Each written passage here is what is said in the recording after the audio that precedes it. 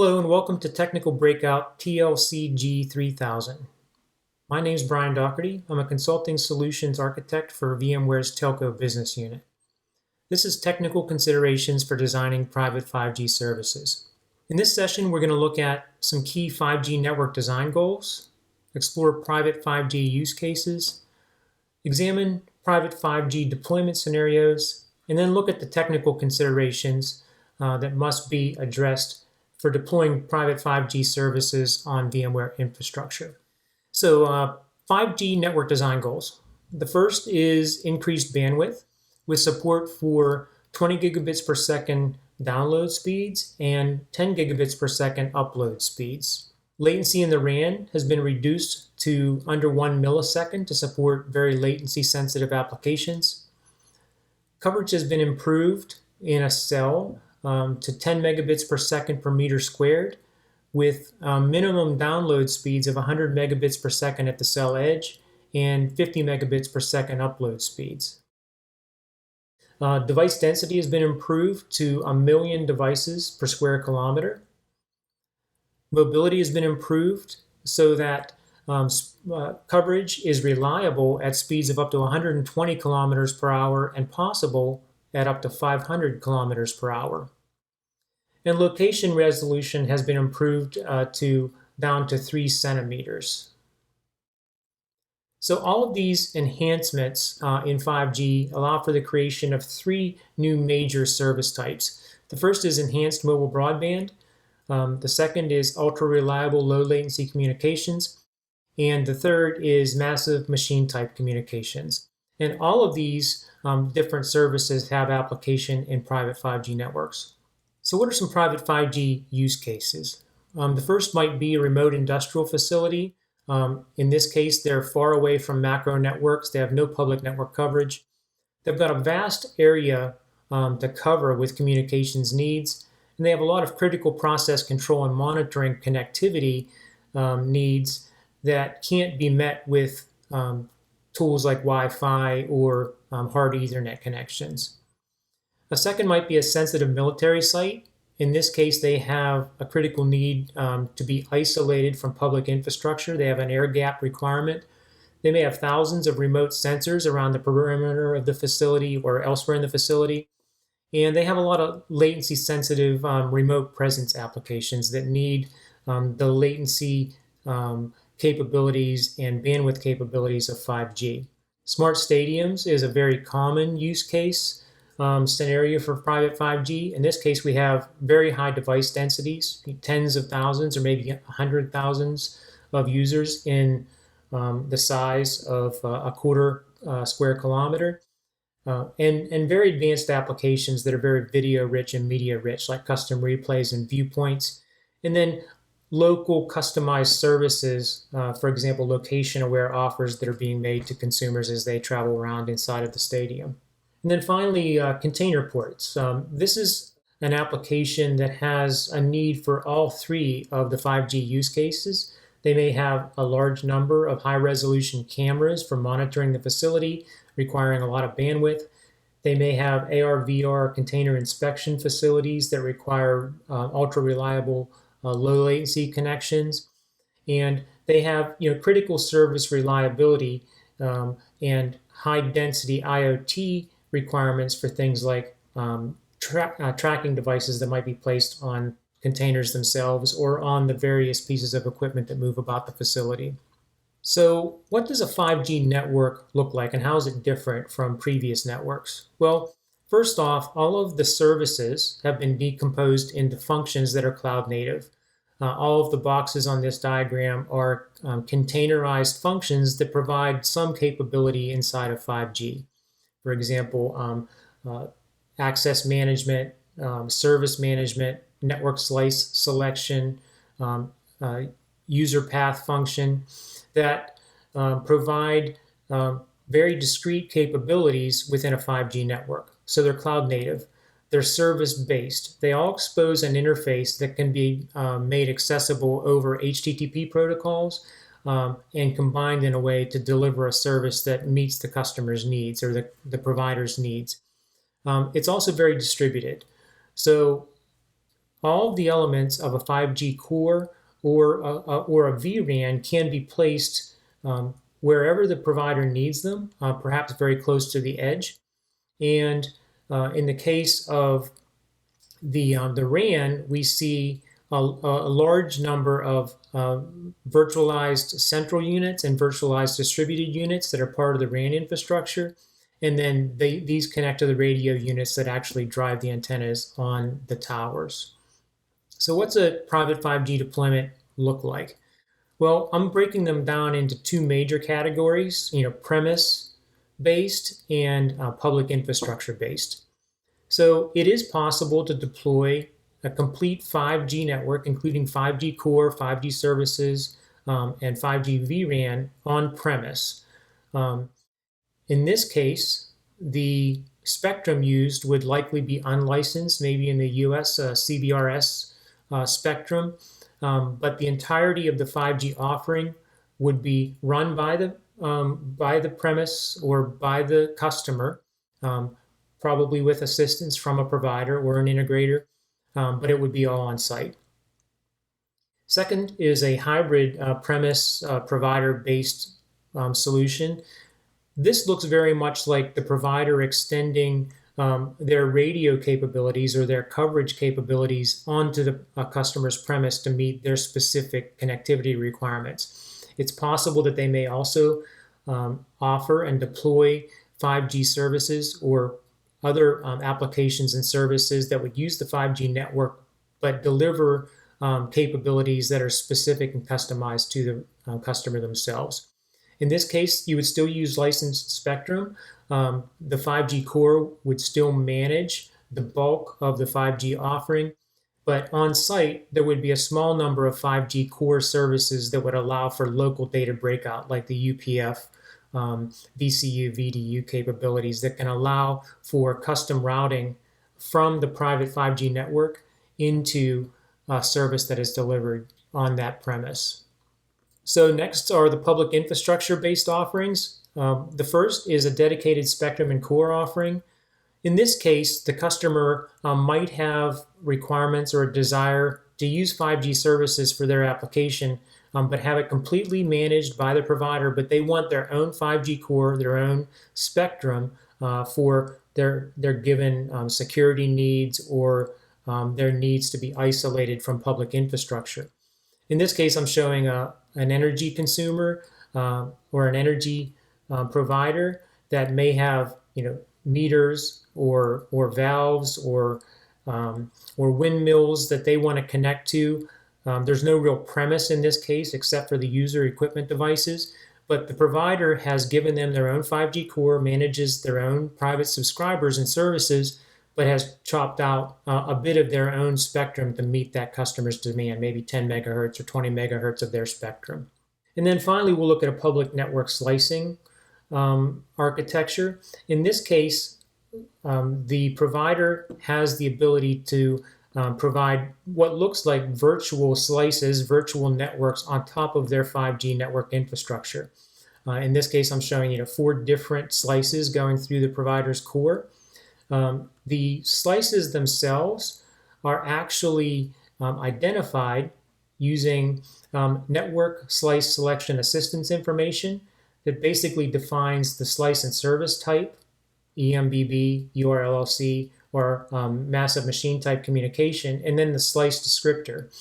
That combined with a data network name allows the provider to present what looks like a dedicated network to a specific slice consumer. The users themselves would actually have a network slice selection assistance identifier that lists the type of slices or the actual specific slices that they have access to. So that's 4 different architectures or 4 different scenarios for private 5G architectures. So if we look at an end-to-end 5G, private 5G network, what are some of the key technical considerations that we have to be concerned with? Well, the first, because it's such a distributed and cloud-based architecture, you need to have a solution that can deliver premise to cloud consistency and portability. You need a flexible service architecture that is able to support both virtual machines and containers. You need a cloud-first lifecycle management.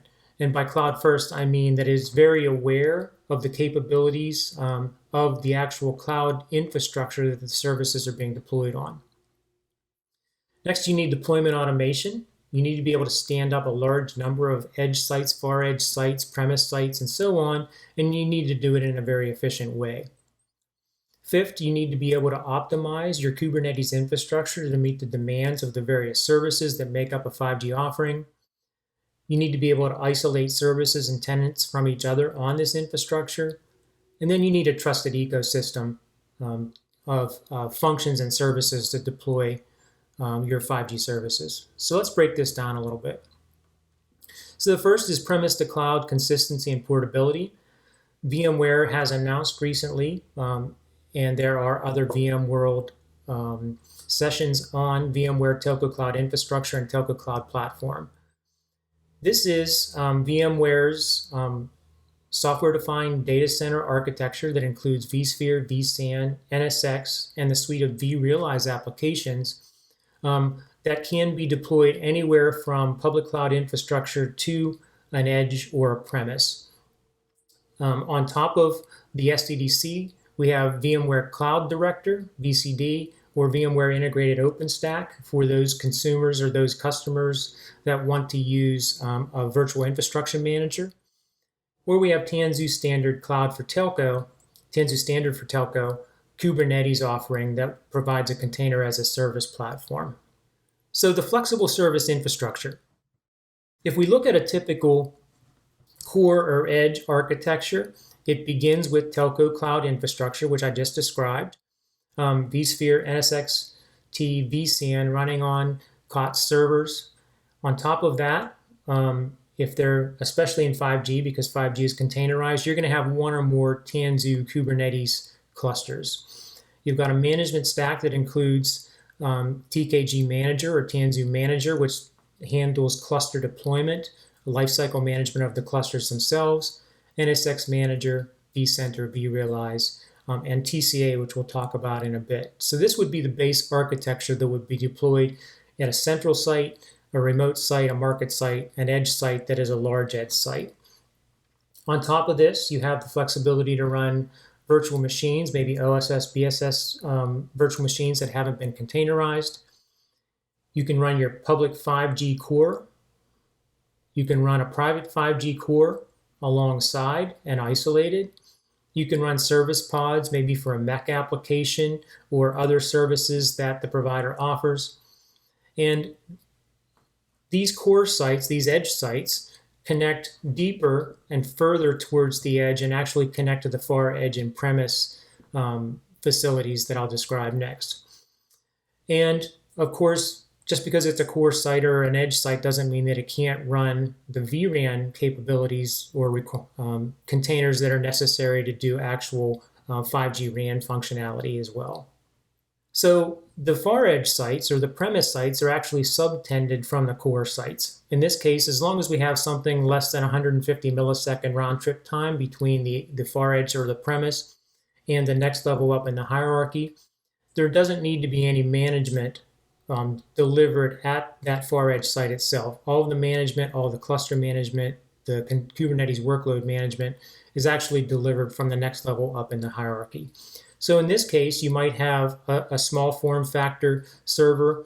It's running vSphere with Tanzu, and the vRAN or the local breakout services that are necessary for a private 5G local breakout service would be running on top of Kubernetes at that site, managed again from the next level up in the hierarchy.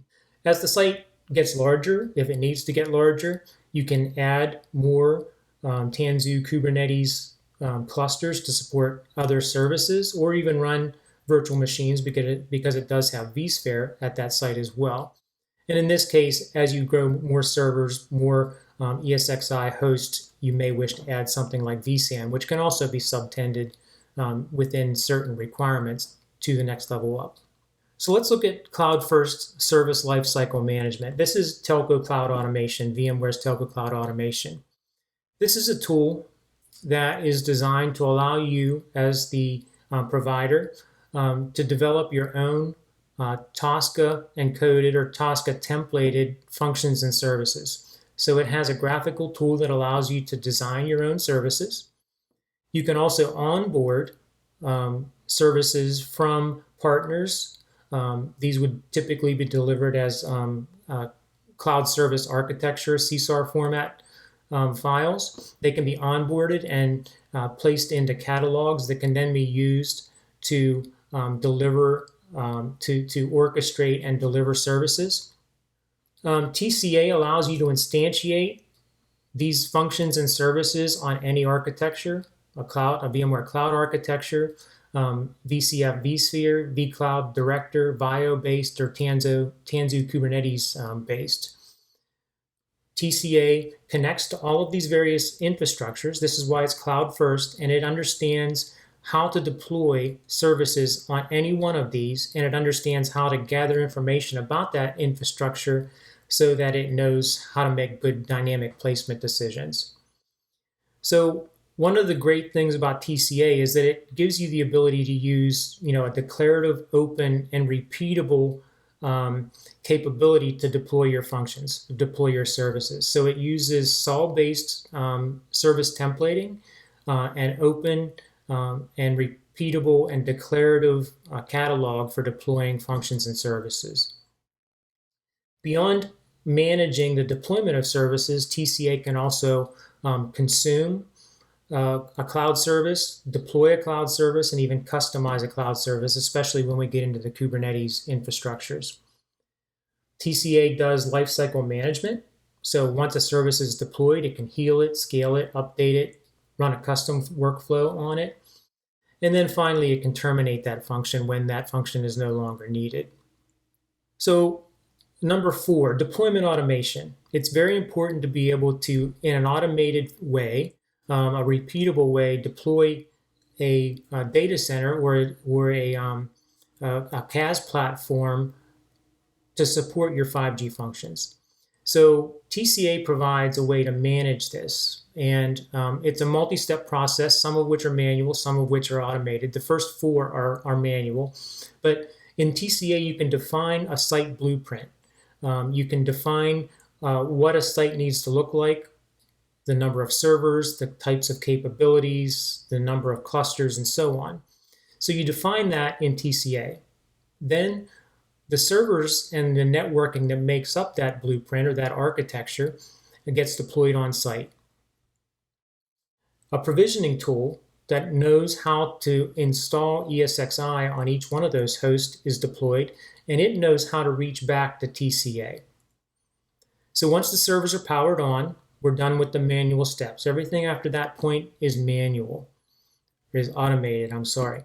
So ESXi is deployed to each host, and TCA is notified that they're available for provisioning. TCA then bootstraps the TCI infrastructure, including vSphere, NSXT vSAN.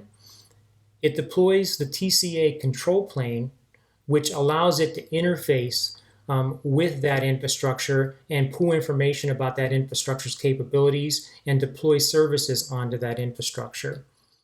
It then can stand up Tanzu standard for Telco, Kubernetes capability, and deploy services. And once those services are deployed, it can also reach into that cluster and make what are called late binding optimizations to optimize the Tanzu worker nodes so that they meet the specific service requirements of the functions themselves. And then once all of this is done, it can report back to the OSS BSS systems and say, here's the infrastructure, here are the services, and they can then be managed from a day 2 lifecycle management perspective. Cluster optimization, number 5. For most functions in a 5G core network or maybe MEC services, there's not a great deal of specific requirements on the worker nodes themselves. They need Kubernetes to run. They can run on a vSphere Tanzu cluster. There can be multiple clusters, maybe dedicated to a 5G core or a private 5G core. Many clusters running in a vSphere cluster, all connected to a distributed switch and all taking advantage collectively of the capabilities that are available in that cluster. This would be a typical deployment for core or private 5G core services. Where it does get a little bit more sophisticated is when we get into the RAN, where we have containers and functions that have extreme bandwidth requirements or low latency real-time requirements. In that case, we may have workers that are dedicated to a specific socket or placed on a specific socket in a specific NUMA domain. And the functions themselves may be wired to virtual functions using SRIOV to a specific physical NIC on the host itself. If you've got a 2 NUMA node, you can do 2 clusters, dedicating them to different purposes, wired in very similar ways, using SRIOV and virtual functions and physical functions to get access to the physical NICs themselves for high performance. It may be necessary to actually make modifications on the node itself. And in this case, we have what's called a node config operator. It exposes an interface that TCA can use to actually reach into the worker node and do things that might be necessary for real-time applications. So for example, enable huge pages or install a real-time kernel or set up the vCPU isolation and configure TuneD. In this way, TCA has the ability to actually customize and modify the worker nodes to meet the requirements of, say, a vRAN application or a MEC application or some sort of a local private application that's needed on premise. In terms of number 6, service and tenant isolation, through the delivery and consumption of different Tanzu Kubernetes clusters, you can isolate services from each other even on the same platform. So for example, you might have 5G core services in a core data center running alongside MEC services. They're in different Tanzu clusters. They can't break out and one container in the right side in the MEC services get access to a container in the 5G core services. And within a namespace themselves, within a Kubernetes cluster themselves, you can use the concept of Kubernetes namespaces to isolate applications and services from each other. Finally, these Tanzu clusters can be backed by different resource pools that allow you to specify specific security profiles, authentication profiles, server CPU shares, storage capabilities, and so on for these different clusters. Then finally, in number 6, from a service and tenant isolation networking perspective, each Tanzu cluster, and therefore the services that are running on those clusters, gets its own distributed switches and firewalls, its own tenant routing, so that routing is isolated and maintained within one of those tenants, say the left tenant, the normal service pods from the private 5G data plane pods that I'm showing here. And then services or communications between those pods is controlled through distributed firewalling and routing through the Tier 0 NSXT site router. So in this case, 3 Tanzu clusters that are dedicated to 3 different purposes are really isolated by the distributed firewalling capabilities of NSXT. And then finally, number 7, you need a trusted service ecosystem. VMware has the Ready for Telco Cloud program where we work with function and service vendors to validate that their functions work properly on our infrastructure. And today we have over 170 different network functions that are certified for use on VMware's Telco Cloud platform. All of this that I've just described is part of VMware's Telco Cloud platform. That includes Telco Cloud infrastructure with all of the SDDC capabilities up to and including the vCloud Director and VMware Integrated OpenStack and Tanzu, with the addition of Telco Cloud Automation, which then can allow you to deliver and consume the certified network functions. Those are the technical considerations for deploying private 5G and 5G services on VMware infrastructure. Thank you for listening. Hopefully it was useful. Please fill out your survey, and thank you.